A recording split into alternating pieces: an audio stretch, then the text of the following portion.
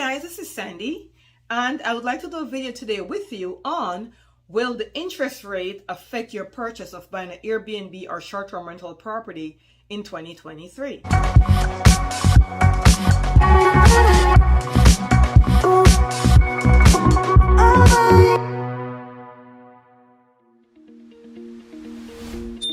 I'm a licensed realtor, I'm an Airbnb host, and I am also a real estate investor.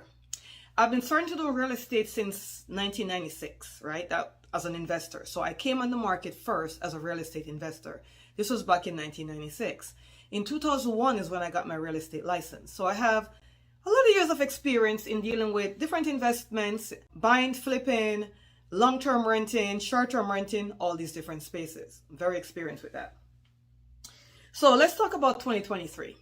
Now, when I first started investing, the interest rate, the typical interest rate was between 6 to 8%. Like it fluctuated between those two numbers. And when it gets closer to 6, a lot of people wanted to buy. And when it got closer to 8 or 9, people start to get scared. That was the norm then. There are also back in the days where the interest rate climbed all the way to double digits, right? They were 11, 12, 13, 14, 15%. That was kind of crazy, but that was the normal at that time. A few years ago, our interest rate starts to drop and it stayed between 4 and 5 for pretty much a long time. Then in 2020, it went to like 4 and 3%. Then after COVID, it went lower to like 2 point something percent. And the market went bananas, right? Remember that. People were buying left, right, center. If you bought a property in January of 2021, you're probably able to sell it in December of the same year for maybe $50,000 to $100,000 more. I mean, it was just crazy. And it carried over into 2022. Then mid-2022, interest rate starts to climb and people start to get scared.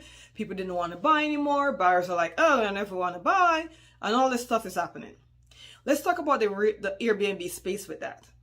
A lot of people were buying in the Airbnb space when the market was getting crazy. People are doing cash offers. All kind of craziness in our area was happening. Now it's still happening, but not as much because interest rates start to climb. However, we still have cash buyers on the market. So you got to think about this. If you're looking to invest in a short-term renting or Airbnb property and you're thinking about the interest rate right now, you got to think about the rate of return, right? You got to think about, okay, if I'm buying the property today at I think it's 6% or somewhere near 6% today as I'm doing this video, I think. So let's say it's at 6% and you're buying the property, right? You're going to look on what's going to be your monthly payment. What is the monthly payment looking like? Based upon that monthly payment, now you're going to look on what is the potential income. What is the rate of occupancy? Is it going to be occupied for what percentage of the month? Is it going to be, am I going to do it based upon 14 days for the month or 21 days for the month? And based upon that, what would be my nightly rate? Now, nightly rates are going to fluctuate, obviously. Because in our area, our nightly rate is going to be less in January, February, mid-March. It's also going to be maybe less in September, October to mid-November. Those are our slower months. It's going to be very aggressive mid-March to mid-August, right? And it's going to be very aggressive again Thanksgiving all the way through to New Year's Day. So I'm going to have to take all those rates together and do an average to find out what is my average nightly rate. So I'm going to get my average nightly rate and then I'm going to get my length of stay per month. So what am I going to predict? Typically for me, I predict renting 21 days of each month. That's my prediction. Why is my prediction so high? Because we're on all the platforms. We're on Airbnb, we're on Booking.com, Vrbo, Owners Direct. We're also on Zillow. And the reason why we're on Zillow is because during our slower months, we know that people are also, we have transitional people coming to the area. We have people coming to the area for a month, 2 or 3 months for several different reasons. One of them could be they are coming for a temporary job because of the tourism in our area. People come a lot to work for a month or 2 and then they leave. Maybe they're relocating to the area, but they want to come and see the area a little bit before they actually decide to buy or to rent. So they may want a short-term rental property to do that. Or maybe they're coming from out of the country and they're coming to vacation for like 6 weeks, 2 months or 3 months. And they want to do that in the slower season so they get a better rate, right? So because of that reason, we cater to everyone. And on top of that, we also have our own website. We also encourage direct booking. We want to attract guests that want to book directly with us. So we do Zillow for those reasons. Okay. So when you buy a property for short-term renting, you want to explore all those avenues. Now, I'm going to go on a little bit of a rabbit trail for a second. You want to make sure that the area you're buying the property in is going to allow you to do that flexibility. Make sure you're not trapped into you can only rent for 30 days or less. Because if you can only rent for 30 days or less, then you could never rent to people looking to rent for 2 months, because that's not going to happen, right? So that's going to be super important. Okay, so back to my topic again. So we take our average nightly rate. I'm going to say 21 days for us. We take our average nightly rate times average amount of days you're going to rent for the month. You multiply that together, and that's going to give you your average monthly income, right? Once you get your average monthly income, you're going to think about all your expenses, like your electric bill. And the electric bill is going to fluctuate, right? This is a question that when my clients ask me, I'm like, it's going to fluctuate, because if the property is sitting empty, you're going to have a different electric bill than if it's fully booked. And if it's only booked for 1 week of the month, I hope not, but if that's what it is, then you're going to not have the same electric bill as if it's fully booked, right? So it's going to fluctuate. So we're going to take an average of what that would look like. So we're going to have an average electric bill. We're going to have our pool maintenance if we have a pool home and we have to maintain the pool. We're going to think about the lawn if we have the lawn and we have to take care of that. If there's any HOA involved, if you got to pay for Wi-Fi cable. In our area, a lot of the HOA does include Wi-Fi and cable. Some of them even include Wi-Fi cable and lawn service. So we got to explore all that. Take all of the monthly expense plus your mortgage payment, subtract that from that average monthly income, and then you'll see what your profit look like, right?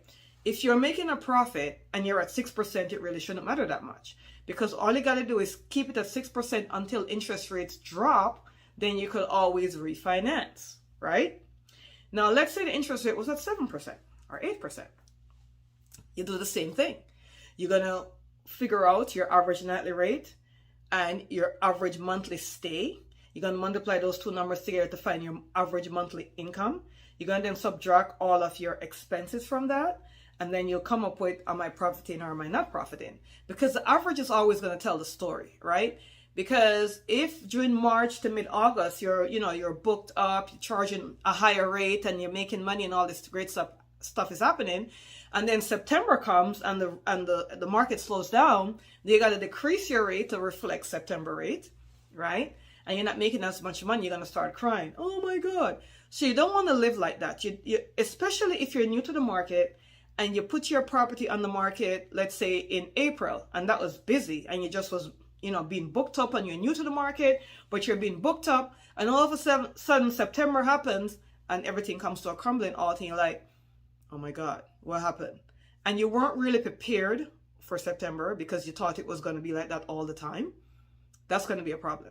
So you have to learn the seasonality of your area, and that's why you have to find average, because it's not going to always be busy and it's not going to always be slow.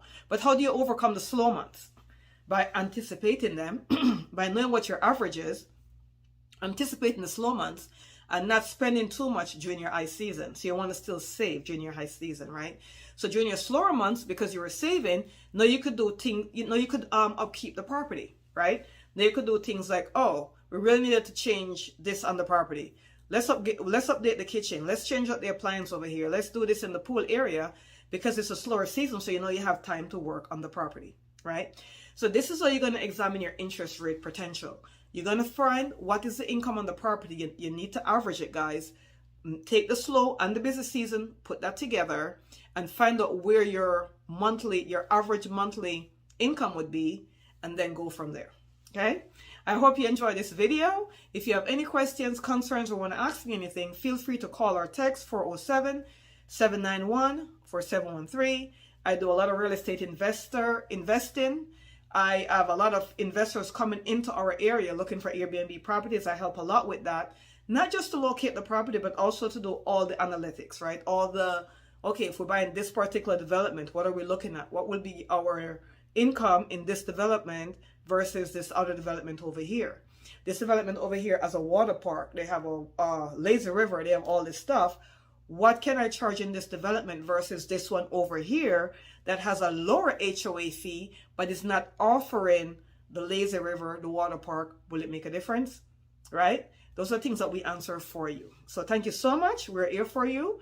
Our number should be somewhere here on the screen or down below. Or even if you're doing Airbnb in a different or short-term renting in a different area and you just want to talk and get some tips and tricks, we're here for you.